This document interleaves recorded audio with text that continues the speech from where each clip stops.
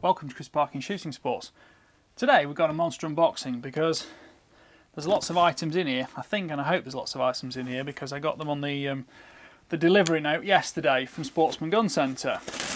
One of them, well, they're all kind of interesting things because we'll just open this packet. We'll do that because you won't hear me while I'm ripping everything.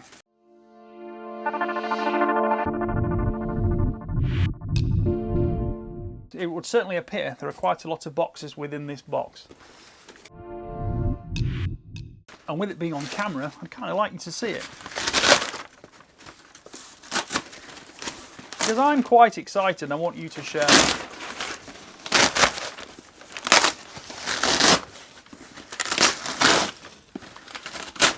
And you know, with these unboxing videos, you've just kind of got to make it work depending on not knowing what the box is, what the package is, what's in it, or roughly what's in it, or how it's packaged. So let's pick these things out now.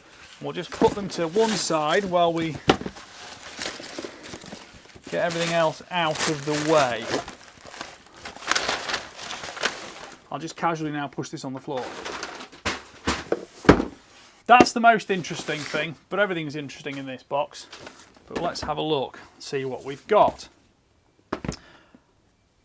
I'll leave the big one till last. Number one, we've got the new Element Optics Helix, and this is a 4:16 by 44 first focal plane. So this is a bit more compact than some of the others. Looking forward to seeing this because A, I like first focal plane, B, I love 4:16 magnification range, especially for a sort of hunting scenario. So in this box we have a great instruction book. We've seen those before in unboxing videos. We've got a sticker. And essentially here is the scope. We've got lens caps there. This is all nicely sealed, packaged, and that is it. So we've also got elasticated lens cap. That's a much more compact optic, isn't it, for a hunting rifle. 4:16 is a fantastic magnification range. You can feel that's brand new. I don't think that's ever even been twisted before. Obviously now it has been twisted. That's nice and smooth.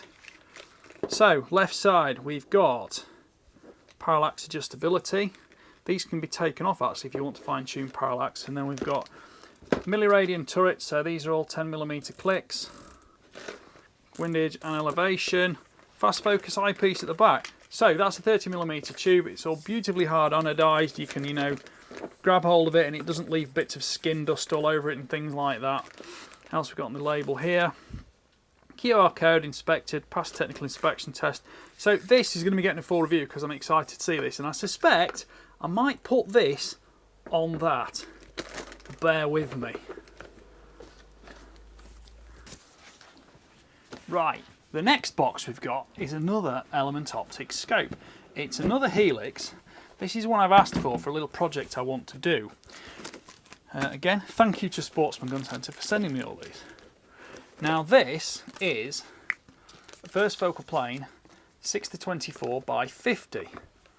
Except it's not a first focal plane one because that would have been silly because that's exactly what I didn't ask for. I asked for a second focal plane one and that's what they've sent me. So this has got a specific challenge in mind. I have the identical unit to this. I think it might have a slightly different reticle, but it's the first focal plane unit. And I just want to make a video, and I'm going to use the PARD 007 to make a video showing just the direct difference between how first and second focal plane looks when you zoom in on it. And I'm going to try and do that simultaneously, set up on two rifles, two PARDs on the back, two recording sequences, and get it as close as I can just to give you that absolute like-for-like view. Because, you know, sometimes they say a picture speaks 1,000 words. How many will a video paint? Well, I think it'll be a nice little, you know, even if it's just a minute-long video, I think that's going to be a handy one for people to be able to look back on and reference. So that can go back in there. I shall step aside one moment. That's the little throw lever they're called, aren't they? They say this 7 seconds for a box to open has been deeply researched by many companies. People like Apple did that because it's the most customer delight waiting that 7 seconds for it to drop open. Back in a second. I'm just going to put this to one side. back in the room. Right, this is a PARD NV007A. And people might think, well, we've seen these before, it's nothing new. You've got one at the moment, haven't you? Yes, I have got one at the moment, but the one I've got at the moment is the 16mm version, which is effectively a 4x magnification. And my next little area of interest to help you guys out is this is the 12mm version. So, you know, just reference that other unboxing video. Everything's the same, except this is the 12mm version, which is effectively 1x magnification. Now, depending on the magnification, you know, the core magnification of your optic, I think this might suit better on some and the other one might suit better on others. So again, directly, all I have to do now is I've got the mounting collars on the back of the optic. So all I have to do is literally click off the 4x, click on the 1x, carry on videoing whatever I'm doing. Okay, I might not get the exact same sequence, but if I've got some rabbits or some hares at X distance that I'm just watching, I can do that and I can show that and give you the idea of what the same scope will do through the different magnification range of the different PARD units. Alternatively, I could put these two PARD units on the lower powered optic. For example, the Element scope I've just put there, which is a 4:16. I've been running the 4x on a Nightforce SHV scope, which is a 5x/20, and drop down at 5x, obviously that's as low as I can go. So with that, I think that's why I specifically want this 1x PARD 007, but we shall see. And of course that little 4x there as opposed to a 5 might make more difference too. So it'll give me a good sort of mental armoury of information and real world experience if anybody wants to, you know, ask me these questions. So again, we shall just pop this one safely out of the way. Excuse me for one moment. And we're back in the room. This is what I was really super keen to see. These are quite rare. I don't think it's any secret now, I'm a rather excessive CZ457 rimfire fan. I've done the Royal, I've done the synthetic, I've done the LRP, so you know I've kind of bridged three main markets there. We've got the greatest economical buy, we've got the greatest sort of long range target capability one, and we've got something somewhere in the middle towards hunting with a nicer walnut stock being the Royal. This one is the carbon one. These are more expensive, they are quite rare, and I just wanted to see one. I just wanted to try one. I've been told they are incredibly light. Here we have the bolt. It's good sometimes to get, you know, there are some product, these are all some other bits and pieces I've ordered. There's just some magazines for an air rifle and spare bits of PARD stuff, so they also pack those in there for me. I did wonder this box didn't seem big enough for all the bits that we'll need delivering out. Magazine here for the CZ, obviously it's compatible with all the 5 and 10 round families. I almost don't want to lift this up because I don't want to be too surprised or too disappointed, but here we go. Yes, it is light. And here we go, right. Let's take this out the bag.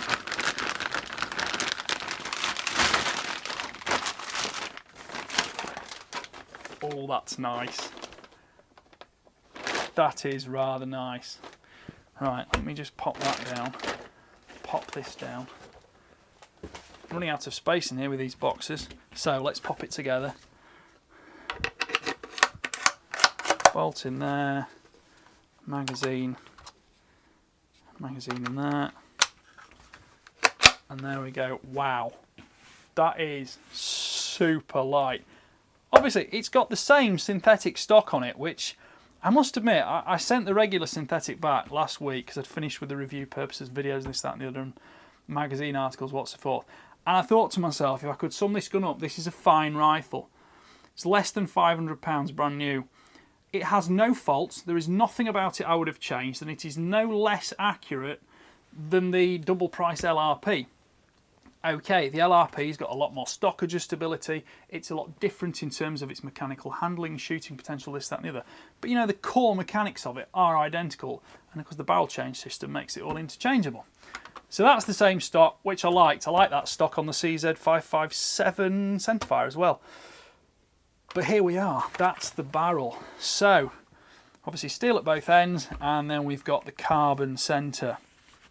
It is screw cut 1/2 inch UNC, 1/2 inch by 20 for a sound moderator. I won't cross that thread. Pop that back on there.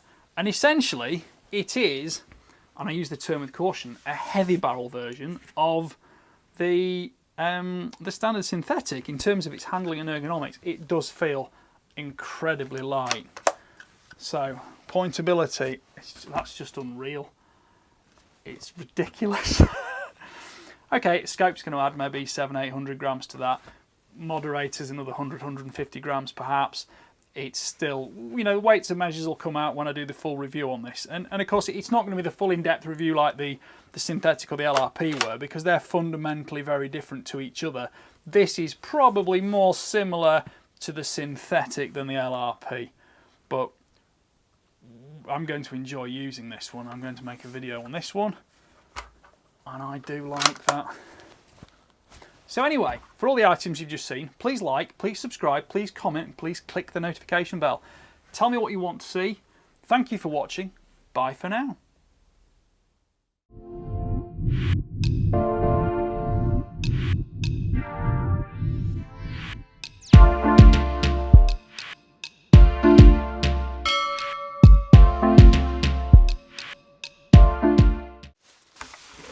Just while we're on camera, I might as well open these, see what we've got. Aha! Oh yes, aha ha ha! I only asked for 3 and I've got 4. Brilliant. Okay, 48, 45, 48, 42. Let's put those in order like my little tops. Essentially, we've just been talking about PARD. This is what I asked for because I've got another collar for the PARD that's just been sent to me, but I've also asked for 3 spares and three other sizes because I want to be able to interchange through a lot of other rifle scopes. One of the huge joys with the 007A is that you can swap it rifle to rifle with no re-zeroing issues, nothing at all. So, you know, you can even interchange these if you want, but I think they're less than £20. It'll probably sell on the invoice somewhere actually. Let's have a little look. How much do they cost? £19.99. There you go. Put one of those on every one of your rifles, whether it be for rabbiting, ratting, rabbiting, foxing, whichever. I've mainly used the PARD for foxing so far, but there's been plenty of hares around to watch, although I don't really generally shoot them. So yeah, that's really the hidden joy of the PARD, which we're going to I won't probably investigate in huge detail because it'll be part of the reviews of the PARD, but you'll see them in use on the 1x, the 12mm 1x and the 60mm 4x. So that's part of the rest of the unboxing thing. More magazine capacity for the FX Impact because I'm shooting it far too much and I'm spending a lot of time loading one magazine. I'm getting through a lot of shots with that, so that's just a spare magazine. It's part of the list. Thank you for watching. Please like, please subscribe, please comment, click the notification bell. Thank you for watching. Bye for now.